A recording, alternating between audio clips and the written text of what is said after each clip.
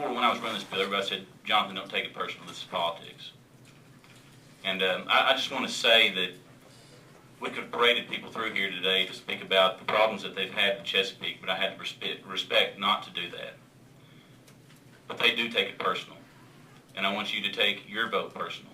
I've had phone calls from the speaker's district today. I had 3 from there. I had 2 from Mr. Reynolds.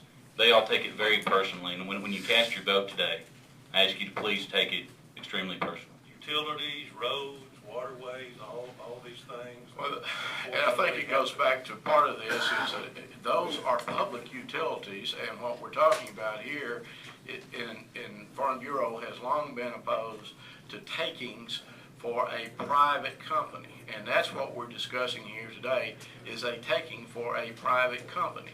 And I think you're mixing apples and oranges when you talk about highways and power lines and things like that, and transmission lines that are owned by a private entity. That's just a personal view. But it would be personal if it was your cattle getting to market on a public road. It would be private. I understand, and I told you, I own a well, and I want the royalties from it, and I want the gas sent down the transmission line. But I do want negotiations, and in eminent domain, and I don't care what's been said here today, eminent domain has been raised in our area as the first option by the company. Then all those in favor of the motion say aye. Aye. All those opposed? No. I would say the noes have it.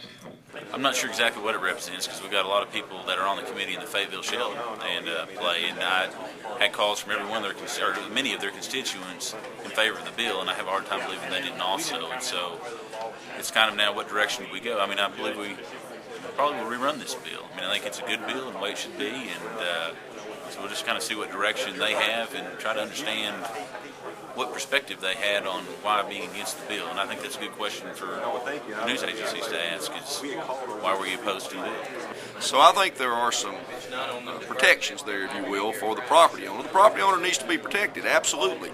But we've also got to look at the whole picture of making sure we can get these minerals out of the ground in a proper manner for the public good.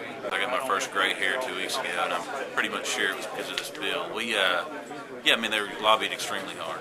By 20 different lobbyists, and it's a hard thing for me to compete with.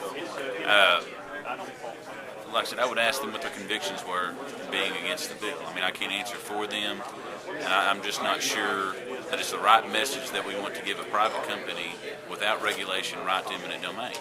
I mean, that was pretty much the question at hand, and even some of the no votes had raised that question.